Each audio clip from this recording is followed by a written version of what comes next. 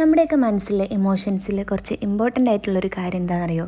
അതാണ് നൊസ്റ്റാൾജിയ. നമ്മുടെ പഴയ ഓർമ്മകളിലേക്ക് നയിക്കുന്ന നൊസ്റ്റാൾജിയ. ചില ഫുഡ്സിനാണെങ്കിലും അതുപോലെ ചില സ്മെല്ലുകൾക്കാണെങ്കിലും നമ്മുടെ പഴയ ഓർമ്മകളിലേക്ക് പോകാൻ കഴിയുമല്ലേ? അതുപോലെ എൻ്റെ ഒരു ഓർമ്മയിലെ ഏറ്റവും ഇമ്പോർട്ടൻ്റ് ആയിട്ടുള്ള ഞാൻ കരുതുന്ന ചില ഫുഡുകളുണ്ട് കേട്ടോ. അതിലൊന്നാണ് എൻ്റെ ഉമ്മാൻ്റെ മീൻകറി. നമ്മളൊക്കെ നമ്മുടെ മക്കൾക്ക് വേണ്ടിയിട്ടാണല്ലേ ഫുഡുകൾ ഉണ്ടാക്കാറുള്ളത്. അവർക്ക് എന്ത് ഇഷ്ടമാകുമോ അല്ലെങ്കിൽ അവർക്ക് എന്ത് ഇഷ്ടമല്ല എന്ന് നോക്കിയിട്ടൊക്കെ ആയിരിക്കും. അതുപോലെ തന്നെയാണല്ലോ എൻ്റെ ഉമ്മയും ഫുഡ് ഉണ്ടാക്കിയിട്ടുണ്ടായിരുന്നത്. ഞങ്ങൾക്ക് വേണ്ടിയിട്ട്, ഞങ്ങൾക്ക് ഇഷ്ടത്തിനനുസരിച്ചിട്ട് മാത്രം. അപ്പോൾ ഇന്ന് ഇടയ്ക്കെങ്കിലും ഞാനിങ്ങനെ എനിക്കിഷ്ടത്തിനുള്ള ഫുഡുകൾ ഉണ്ടാക്കുമ്പോൾ ഞാൻ എൻ്റെ ഉമ്മച്ചിൻ്റെ സ്പെഷ്യലാണ് ഉണ്ടാക്കാറുള്ളത്. എന്താണെന്ന് വെച്ചാൽ നമുക്കെന്നും ഫേവറേറ്റ് അതായിരിക്കുമല്ലോ. ഈ ഒരു മീൻകറി വ്യത്യസ്തമാകാനുള്ള ഒരു കാരണം തക്കാളി നമ്മൾ അരച്ചിട്ടാണ് ചേർക്കുന്നത്.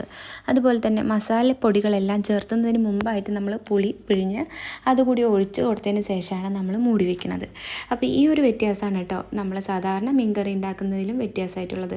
പിന്നീട് അതിലോട്ട് ഞാനിപ്പോൾ ഒഴിച്ചു കൊടുത്തിട്ടുള്ളത് വെള്ളമാണ്. ഇനി നന്നായിട്ടൊന്ന് തിളച്ച് വന്നതിന് ശേഷം നമ്മുടെ മസാലപ്പൊടികളുടെയൊക്കെ മണം മാറിയതിന് ശേഷം നമ്മുടെ മീൻ നന്നായി കഴുകി വൃത്തിയാക്കിയിട്ടുള്ള മീൻ അതിലോട്ട് ഇട്ട് കൊടുക്കുക. പിന്നെ ലാസ്റ്റ് നമ്മൾ തീ ഓഫാക്കിയതിന് ശേഷം മാത്രം ഒരു പച്ചമുളക് 4 കീറിയിട്ടും പിന്നെ കറിവേപ്പില പിന്നെ പച്ച വെളിച്ചെണ്ണ ഇത് ഒഴിച്ചു കൊടുത്തതിന് ശേഷം മൂടി വയ്ക്കുക. ഒരു അരമണിക്കൂർ കഴിയാതെ നമ്മളിത് തുറക്കരുത് കേട്ടോ. അപ്പോൾ നിങ്ങളും ഈ ഒരു രീതിയിലൊന്ന് മീൻകറി ഉണ്ടാക്കി നോക്കണേ.